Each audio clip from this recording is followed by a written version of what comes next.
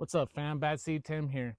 And today we're talking about something that wasn't just a magazine, it was rebellion in print. High times. Now, if you grew up in the 90s, you remember. But before we hit the 90s, you've got to understand where this thing started. Before the 90s, the dangerous years, the 70s and the 80s. High Times launched in 1974 in New York City, created by Tom Forcade, a counterculture activist tied to underground smuggling journalism, and anti-establishment reporting. This wasn't lifestyle content, it was outlaw press. The 70s and 80s issued covered psychedelics, international drug trade, grow techniques, and interviews with musicians and political dissidents.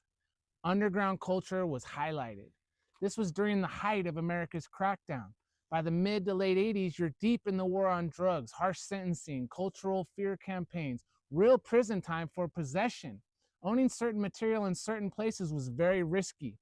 That's the High Times era that we grew up in. And then the 90s hit. The 90s changed everything. Visually louder, culturally bigger, politically shifty. The 90s issues are peak collectibles because they sit right at the crossroads.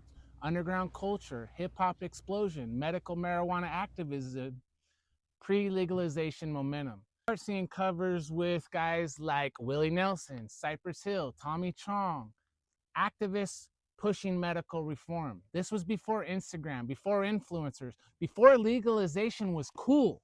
If you wanted strain information, if you wanted to grow knowledge, if you wanted to see the Cannabis Cup winners look like, High Times was the only source. The Cannabis Cup era was huge. The Cannabis Cup began in Amsterdam in the late 80s and exploded in the 90s. Strains became brands, breeders became legends, and High Times documented all of it. Those 90s issues are the birth of strain marketing as we know it. They turned Northern Lights, White Widow, and Skunk #1 into cultural icons. Why did the 90s issues hit different? The 90s covers are neon, bold typography, massive full-color nug centerfolds, early hip-hop crossover energy. It feels like a 90s skate mag mixed with underground rebellion. And here's the thing. People didn't preserve these like comics. They got passed around. They got read hard, thrown in backpacks, left on coffee tables. So clean copies now are way more collectible than people realize. And culturally, these represent the pivot from criminal underground publication to early medical marijuana advocacy, to the beginning of normalization. They are the artifacts of the shift.